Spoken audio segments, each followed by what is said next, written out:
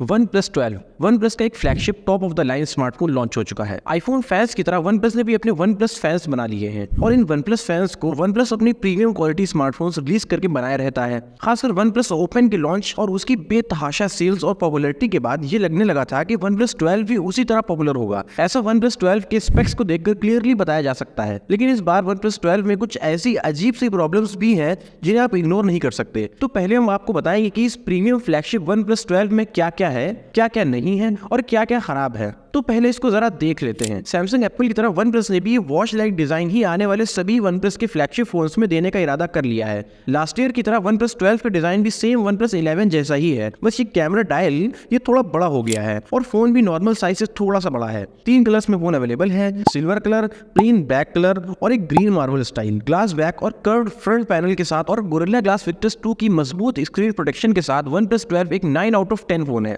एक मार्क्स इस फोन के कंप्लीट वाटरप्रूफ ना होने के कटेंगे। OnePlus 12 एक्चुअली IP65 की रेटिंग के साथ आता है, जो डस्ट से, वाटर स्प्लैशेस से आपके फोन को बचाए रखेगा, लेकिन ये लग्जरी आपको नहीं मिल पाएगी जो सैमसंग के फ्लैगशिप्स में और आईफोन्स में मिलती है। खैर बढ़ते हैं डिस्प्ले की तरफ। LTPO AMOLED 120 हर्ट्ज का डिस्प्ले है, कर्व्ड है, 6.88 इंचेस का बड़ा डिस्प्ले है, 1 बिलियन कलर्स HDR10+ का सपोर्ट भी मिलता है। LTPO डिस्प्ले है तो रिफ्रेश रेट कम ज्यादा होता रहता है जरूरत के हिसाब से, और ब्राइटनेस इस फोन की 4500 निट्स है, जो इस वक्त फ्लैगशिप स्मार्टफोन्स पे सबसे ज्यादा ब्राइटनेस है। लेकिन रिपोर्ट्स में ऐसा भी कहा गया है कि जो 4500 निट्स का नंबर है ये जबरदस्ती OnePlus ने यूज करा है अपनी मार्केटिंग के लिए। स्क्रीन के कुछ पार्ट ही इतना ज्यादा ब्राइट हो सकते हैं। लास्ट ईयर 2023 में स्मार्टफोन्स परफॉर्मेंस में एक दूसरे से कम्पीट करते थे, बैटरी भी एक पॉइंट ऑफ कंपैरिजन था, लेकिन इस बार सभी फ्लैगशिप फोन्स ब्राइटनेस के तो जैसे पीछे पड़ गए हैं। iPhone 15 Pro Max में 2000 निट्स थी, फिर Pixel 8 Pro आया उसमें 2400 निट्स हो गई, फिर iQOO 12 आया उसमें 3000 निट्स, और अब OnePlus 12 जिसमें 4500 निट्स की पीक ब्राइटनेस है। मतलब हम उम्मीद कर सकते हैं कि अगले 3-4 सालों में LED बल्ब्स, ट्यूब लाइट्स को भी ये स्मार्टफोन्स ही रिप्लेस कर देंगे। तो बैक टू द टॉपिक,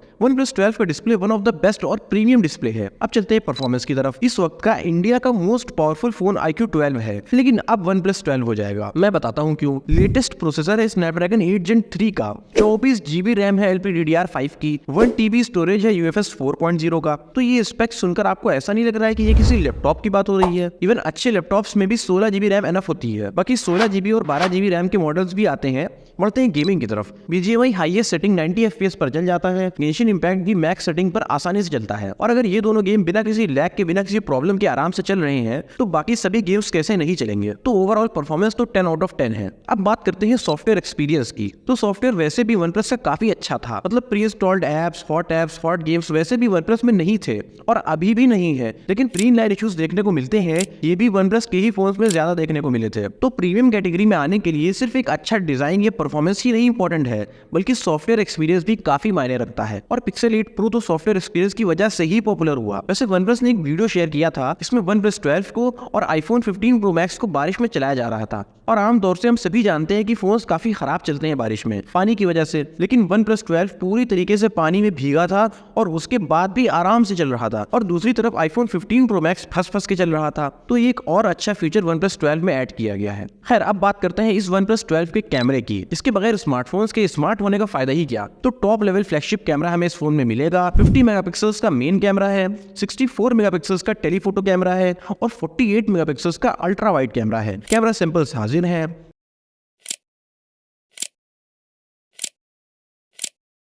बाकी इनकी Hazelblad के साथ जो पार्टनरशिप चलती है वो भी आपको दिखेगी कहीं ना कहीं। वीडियो रिकॉर्डिंग 8K 24 FPS में हो जाती है, 4K 30 और 60 FPS में हो जाती है, और 1080p 30, 60, 240 FPS में हो जाती है। फ्रंट कैमरा 32 मेगापिक्सल्स का है और ये भी फ्लैगशिप लेवल फोटोज खींचता है। वीडियो इस फ्रंट कैमरा से भी 4K 30 FPS में और 1080p 30 FPS में रिकॉर्ड हो जाती है। बाकी OIS तो इसमें है ही स्टेबल फोटोज के लिए। तो ओवरऑल कैमरा अच्छा है। एक और इंपॉर्टेंट फीचर इस OnePlus 12 का ये अलर्ट स्लाइडर है। इसको अप डाउन करने से आप जल्दी से फोन को साइलेंट कर सकते हो। आप किसी मीटिंग में हो, पब्लिक प्लेस में हो, तो ये काफी काम आता है। लेकिन इसके साथ भी OnePlus ने छेड़छाड़ कर दी। इसको OnePlus 11 में पिछले साल राइट साइड पर रखा था, लेकिन इस बार OnePlus 12 में ये अलर्ट स्लाइडर लेफ्ट साइड पर दे दिया है। अब आपको लेफ्ट की आदत बनानी पड़ेगी। खैर बात करते हैं बैटरी की। तो मैंने स्टार्टिंग में बताया था कि बड़ा फोन है और इसीलिए बड़ी बैटरी भी है, 5400 mAh की, और 120 वॉट के चार्जर से आपका फोन करीब आधे घंटे में 100% चार्ज हो जाएगा। बाकी 50 वॉट की वायरलेस चार्जिंग भी है, 10 वॉट की रिवर्स वायरलेस चार्जिंग भी है। मतलब आप अपने फोन से किसी और चीज को चार्ज कर सकते हो, ईयरबड्स वगैरह। बाकी फोन पावरफुल है